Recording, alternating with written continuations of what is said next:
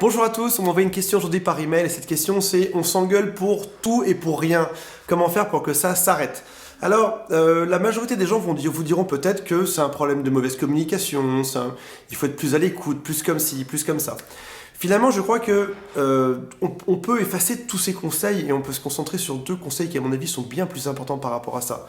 Premier conseil, c'est le malaise. Est-ce que votre conjoint est dans un malaise aujourd'hui? Est-ce qu'il cache une dépression? Est-ce qu'il n'est pas heureux de sa vie?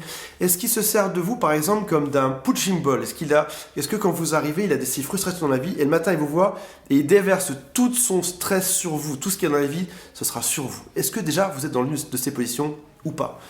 Deuxième possibilité, c'est est-ce que aujourd'hui vous n'êtes pas dans un combat d'ego, à savoir qui a raison, qui a tort.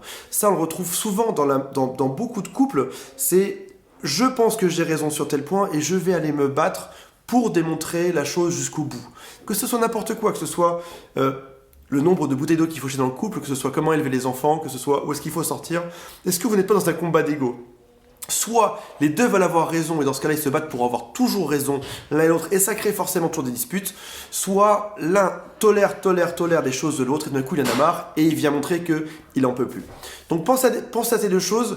La première pour récapituler c'est est-ce que la personne avec qui je suis aujourd'hui n'est pas dans un malaise qui fait que tout son stress se déverse sur la première personne qu'elle voit au monde, c'est-à-dire juste vous le matin au réveil ou vous en vous endormant.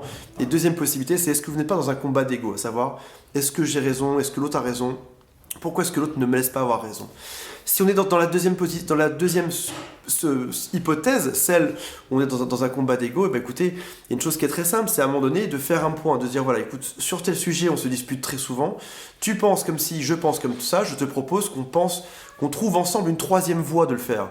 Par exemple, tous les lundis soirs, vous aimez recevoir des copains à la maison et la personne avec qui vous êtes déteste ça. Et ben, peut-être qu'on peut faire ça différemment. Peut-être qu'on peut les recevoir le mardi ou le mercredi, ou peut-être recevoir moins de monde chez soi, ou peut-être faire ça juste différemment. Peut-être que vous alliez tout seul rencontrer vos amis sans que l'autre soit présent.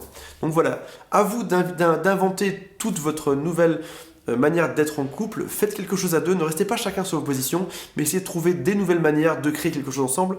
Et finalement, le couple, c'est un peu ça, c'est arriver à être deux personnes et à créer une manière ensemble de cohabiter, d'exister. C'est jamais simple, je vous fais confiance pour y arriver et rendez-vous dans une prochaine vidéo. Salut à tous.